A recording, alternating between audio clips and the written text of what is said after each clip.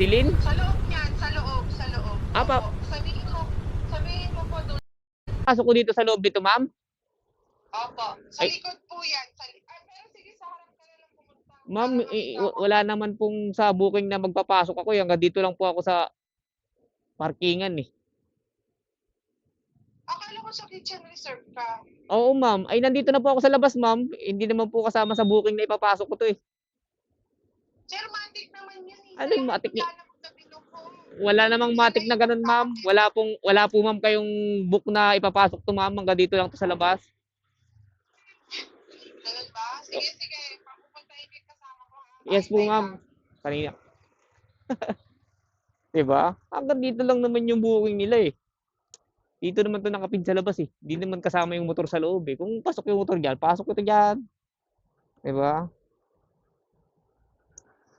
Pag kung ano, kung bayad dyan pagpasok ko dyan, papasok ko to. Hindi naman eh. Hanggang dito lang naman yung booking niya eh. Tagal-tagal ko na nga naghintay.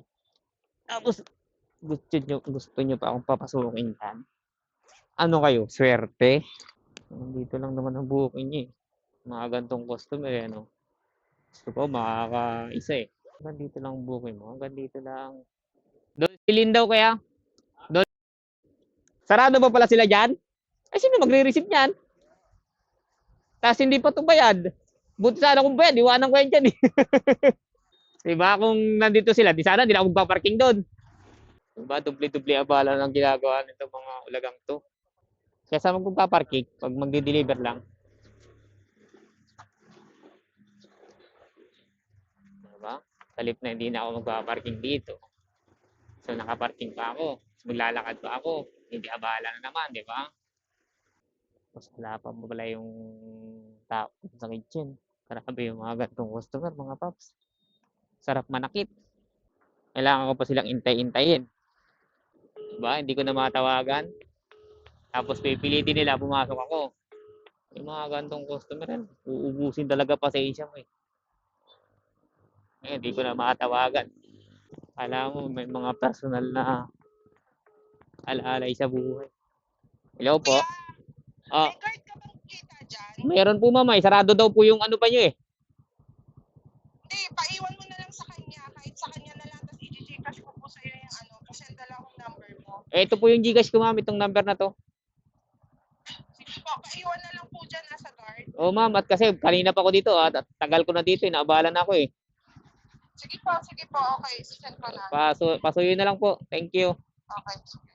Diba? Abala. Anak ng sinapang sokwa.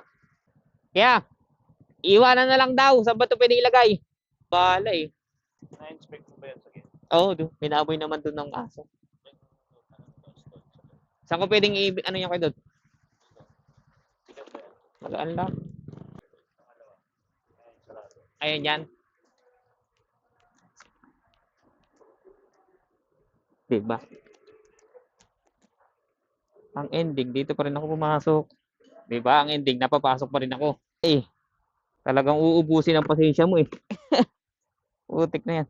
Never again.